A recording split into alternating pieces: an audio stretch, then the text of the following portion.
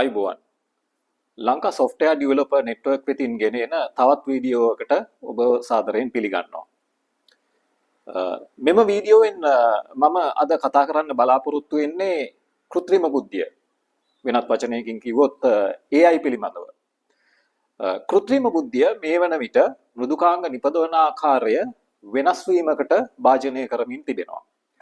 අපි ඉස්සර මෘදුකාංග ලියුවා වගේ නෙමෙයි දැන් මෘදුකාංග ලියන්නේ කෘත්‍රිම බුද්ධිය භාවිතා කරලා පෙර අපි කරපු යම් යම් ක්‍රියාවන් ස්වයංක්‍රීයකරණය කරගන්න හැකියාව ලැබිලා තියෙනවා.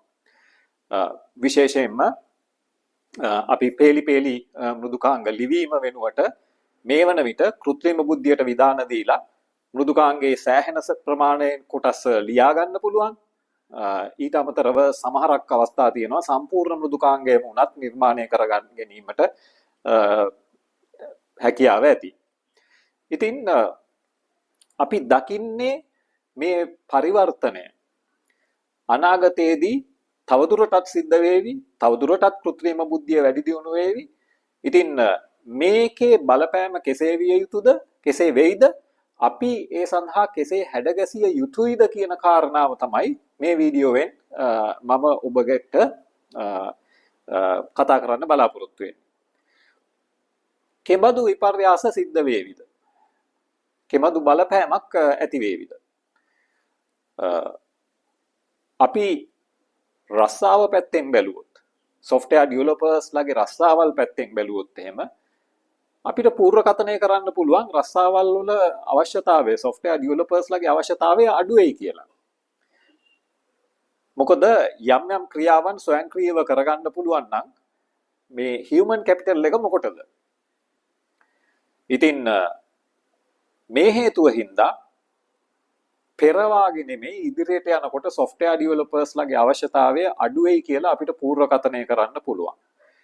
ඉන්න software developers ලා කොයි ආකාරයට කටයුතු කරන්න සිද්ධ වේවිද? කුමන ආකාරයේ වෙනස් ආකාරයකට කටයුතු කරන්න සිදු වෙයිද?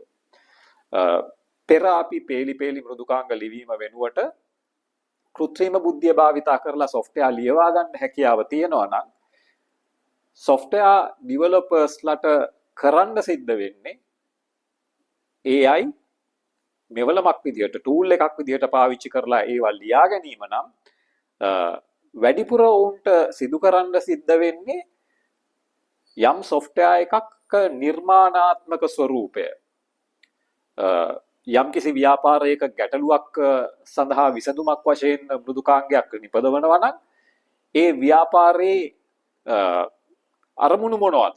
business goals මොනවද? මේ project එකක් මේ software එක සම්බන්ධව පවතින. ඒවට ගැළපෙන තාක්ෂණික විසඳුම් මොනවද? මෙන්න මේ වාගේ දේවල් තමයි වැඩිපුර මෘදුකාංග නිපදවන අයට කල්පනා කරලා බලන්න සිද්ධ වෙන්නේ. මේවට තමයි විසඳුම් හොයන්න සිද්ධ වෙන්නේ. ඉතින් මෙහෙම බැලුවොත් එහෙම මෘදුකාංග නිපදවන අය software developers ලා වැඩිපුර යොමු වෙවි software architects ලා වගේ වැඩ කරන්න. වෙනත් ආකාරයකට කිව්වොත් එහෙම දැන් අපි සාමාන්‍ය මෘදුකාංග නිපදවන ආයතනයක දකිනවා software architects ලා ඉන්නවා, ඊට පල්ලෙහායින් tech leads ලා ඉන්නවා, ඊටත් පල්ලෙහායින් software engineers ලා ඉන්නවා. ඉතින් software engineers ලාගේ අවශ්‍යතාවය අඩු වෙයි කියලා හිතන්න පුළුවන්. එහෙම නැත්නම් අපිට කල්පනා කරලා බලන්න පුළුවන් software engineers ලා ඉඳීවි. නමුත් ඔවුන් architects ලා වාගේ වැඩ කරන්න පටන් ගනීවි. ඉතින් මේ වාගේ පරිවර්තනයක් ඉදිරියේදී දකින්න පුළුවන් වේවි. අනිත් අතට AI නිසා මෘදුකාංග නිපදවන ආයතනවලට කෙබඳු බලපෑමක් සිද්ධ වෙන්න පුළුවන්ද? දැන් සමහරු කල්පනා කරන දෙයක් තමයි, සමහරු කතා කරන දෙයක් තමයි companies වල කාර්යක්ෂමතාවය වැඩි වෙයි කියන එක. ඒක අපිට බලාපොරොත්තු වෙන්න පුළුවන්. නමුත් තවත් පැත්තකින් බැලුවොත් එහෙම අපිට එකපාර හිතන්න අමාරුයිනේ මේ software development companies වල ඵලදායීතාවය වැඩි වුණ පළියට ඔවුන්ට ලැබෙන projects ගානත් වැඩි වෙයි කියලා. එහෙම දෙයක් අපිට බලාපොරොත්තු වෙන්න බෑනේ. ඉතින් එතකොට ඇත්තටම ඵලදායීතාවයෙන් වැඩි software companies තියෙනවා නම් ඒ වාගේ companies අඩු ප්‍රමාණයක් තමයි අවශ්‍යතාවය සපුරාලන්න software delivery requirement එකට කේට කරන්න. total software delivery requirement එකට කේට කරන්න ලෝපුරා තියෙන අඩු software companies ප්‍රමාණයකින් හැකියාවක් ලැබෙවි. ඉතින් මේ නිසා software companies වලටත් මේ AI වල බලපෑමක් තියෙනවා software companies වල පැවැත්ම පිළිබඳව. අපිට මේවා මේ අවස්ථාවේදී සම්පූර්ණයෙන්ම මේ ආකාරයට පරිවර්තනයක් වේවි කියලා පූර්වකථනය කරන්න අමාරුයි. නමුත් අපිට යම් අදහසක් ලබා ගැනීම වටිනවා. මොකද අනාගතයේ යම් පරිවර්තනයක් සිදු වෙමින් පවතින හින්දා ඒකට හැඩ ගැහෙන්න. ඉතින් සමහරක් කට්ටිය මේ software development companies වල වැඩ කරන පිරිස ගැන කල්පනා කරලා කියනවා මේ junior software developers ලා අවශ්‍ය නොවෙන්න පුළුවන් කියලා. තවත් කට්ටියක් කියනවා නෑ එහෙම නෙමෙයි junior software developers ලා අවශ්‍යයි. ඔවුන් නැති වුණොත් කොහොමද software maintain කරගෙන යන්නේ? junior software developers ලාට අඩු පඩියක් ගෙවලා ඔවුන්ලව වැඩ කටයුතු කරගන්න පුළුවන්. නමුත් සීනියර්ස්ලා විතරක් ඉතුරු වුණොත් එතකොට වැඩි වියදමක් දරන්න සිද්ධ වෙනවා නේද? එහෙම නැත්නම් තවත් පැත්තක මානයකින් කතා කරලා බලනවා මේ කතා කරනවා තවත් පැත්තකින් ගෙනෙන තර්කයක් තමයි junior software developers ලා යම් කාලයක් projects එක හැප්පිලා ඒ projects මේ මෘදුකාංග පිළිබඳ ඉගෙනගෙන ඔවුන් ඒක maintain කරන්න පසු කාලීනව පෙළඹෙනවා. ඉතින් junior software developers ලාව company එක තියාගත්තේ නැත්නම් කවුද අනාගතයේදී software projects maintain කරන්න ඉතුරු වෙන්නේ? ඒ නිසා junior software developers ලා අවශ්‍යයි. දිගටම ඔවුන්ව recruit කරන්න. මේ වාගේ උපදේශුත් සමහරක් අය ලබා දෙනවා මේ AI වල බලපෑම ගැන කතා කරනකොට. හැබැයි ඉතින් මේ junior software developers ලාගේ අවශ්‍යතාවය සම්පූර්ණයෙන්ම නැති වෙයි කියලා කියන්න බෑ. ඒ වුණාට මෙන්න මෙහෙම කාරණාවක් තියෙනවා. මෘදුකාංග මේන්ටේන් කරන්න යම් software development company එකක් විසින් හදපු software products මේන්ටේන් කරන්න අවශ්‍ය නම් ඒවා වුණත් කෘත්‍රිම බුද්ධිය පාවිච්චි කරලා කිරීමේ හැකියාවන් තියෙනවා.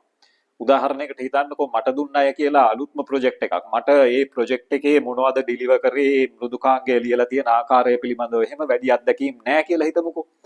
අපි හිතමුකෝ ඕනනම් මම දන්නේම නැහැ. සම්පූර්ණයෙන්ම අලුත් ප්‍රොජෙක්ට් එකක් මේක එනවා.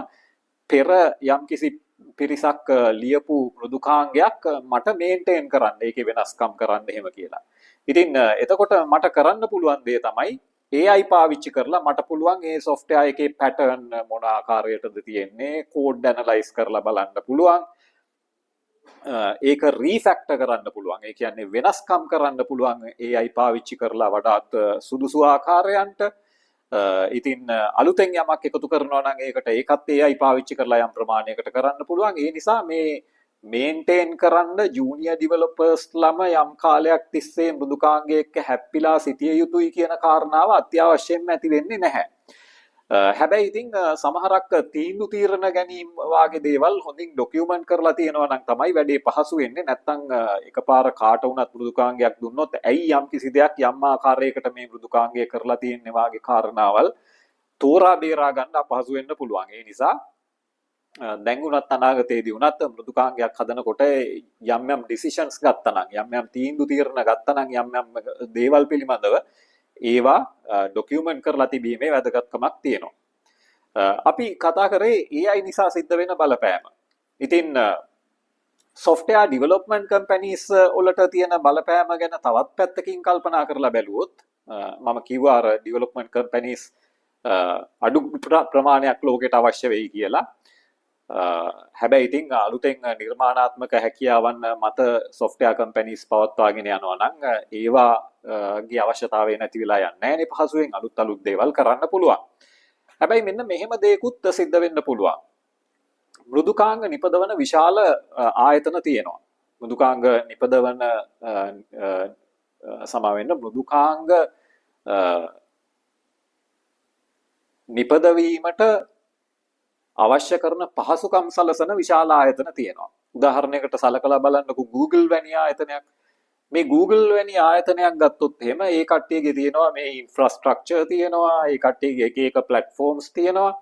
ඉතින් කාලයක් යනකොට ඔවුන්ට කරන්න පුළුවන් දෙයක් තමයි මෘදුකාංග නිපදවීම සාමාන්‍ය පුද්ගලයින්ට කරන්න පුළුවන් තරමට වැඩි දියුණු නොතින් එහෙම නැත්නම් අපිට කල්පනා කරලා බලන්න පුළුවන් සාමාන්‍ය පුද්ගලයින්ට මෘදුකාංග නිපදවීම කෘත්‍රිම බුද්ධිය පාවිච්චි කරලා සම්පූර්ණයෙන්ම කරගන්න බැරි වුණත් යම් ආකාරයකට දැනුමක් තියන අයට මේ මෘදුකාංග පිළිබඳ දැනුමක් තියන අයට ගොඩාක් දැනුම නැති නමුත් තාක්ෂණික වශයෙන් යම් ප්‍රමාණයකට දැනුමක් තියන අයට Google වාගේ ආයතනයක වෙබ්සයිට් එකකට ගිහිල්ලා මට මෙන්න මෙහෙම software project එකක් අවශ්‍ය කරනවා මේක හදලා දෙන්න මේක මේ විදියටයි වැඩ කළ යුත්තේ කියලා විස්තරයක් ලබා දුන්නාම ඒ ආයතනයේ තියෙන කෘත්‍රිම බුද්ධි මෙවලම් වලින් මේ මෘදුකාංගයේ ස්වයංක්‍රීයවම හදලා ඊට අමතරව ඔවුන්ගේ තියෙන ඉන්ෆ්‍රාස්ට්‍රක්චර් එකේ ඒක ඩිප්ලොයි කරලා දෙවි අපිට කරන්න තියෙන්නේ ඒකට අවශ්‍ය ගාස්තුව ගෙවන එක විතරයි.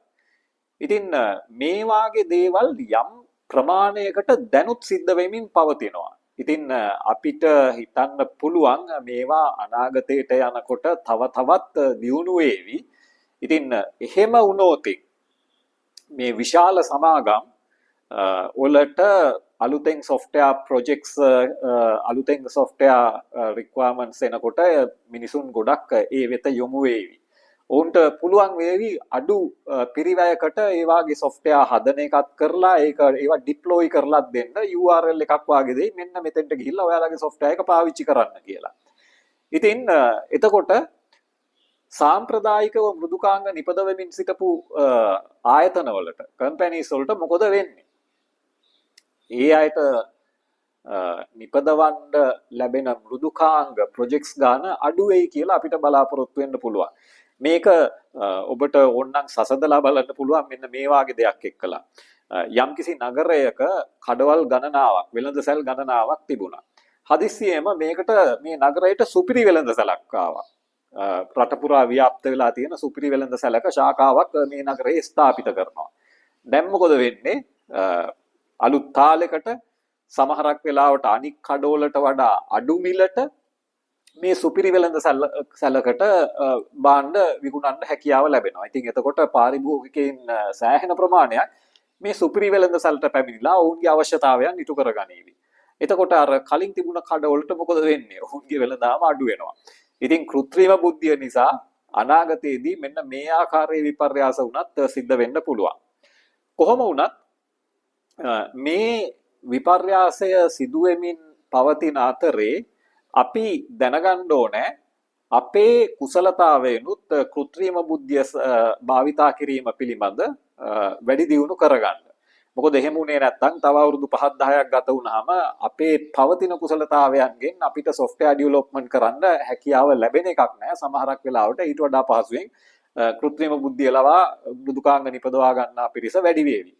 එතකොට අපිට අපේ හැකියාවන් විකුණා ගන්න හැකියාවක් ලැබෙන්නේ නැහැ. අඩු වෙනවා. අවශ්‍යතාවය අඩු වෙනවා. ඉතින් මේ නිසා කෘත්‍රිම බුද්ධිය සමග ගැටෙන්න, එය භාවිතා කරන්න, අපේ ඵලදායීතාවය වැඩි කරගන්න අපි දැන් සිටම යොමු වීම වටිනවා. ලංකා software developer network වෙතින් බලාපොරොත්තු වෙනවා මම බලාපොරොත්තු වෙනවා ඔබට වීඩියෝස් ගණනාවක් ගෙනෙන්න මෙන්න මේ කාරණාවට අදාළව කොහොමද කෘත්‍රිම බුද්ධිය software developersලා වශයෙන් භාවිතා කළ හැක්කේ අපි මේ පිළිබඳව අවධානය යොමු කරලා කෘත්‍රිම බුද්ධිය සමග මේ සමාජ පරිවර්තනයත් සමග අපි හැඩගැහෙමු අපිත් ඒ සමග ඉදිරියට යමු අනාගතයේ යම් යම් වෙනස්කම් සිදු වේවි. නමුත් ඒ වෙනකොට අපි දන්නවා අපිටත් හැකියාව ලැබිලා තියෙනවා ඒ වෙනස්කම් සමග ඉදිරියට ගමන් කරන්න වෙනත් විකල්ප වලට යොමු වෙන්න අපිත් අපේ හැකියාවන් කුසලතාවයන් වර්ධනය කරගෙන ඉමු. ඉතින් ඒ වෙනුවෙන් ලංකා software developer network ක්‍රියාත්මක වෙනවා. මම ඔබට ආරාධනා කරනවා මේ channel එක subscribe කරලා නැත්නම් subscribe කරන්න. අපි බලමු කෘත්‍රිම බුද්ධිය සමග ඉදිරි ගමන කෙසේ කළ හැකිද කියලා. බොහොම ස්තුතියි.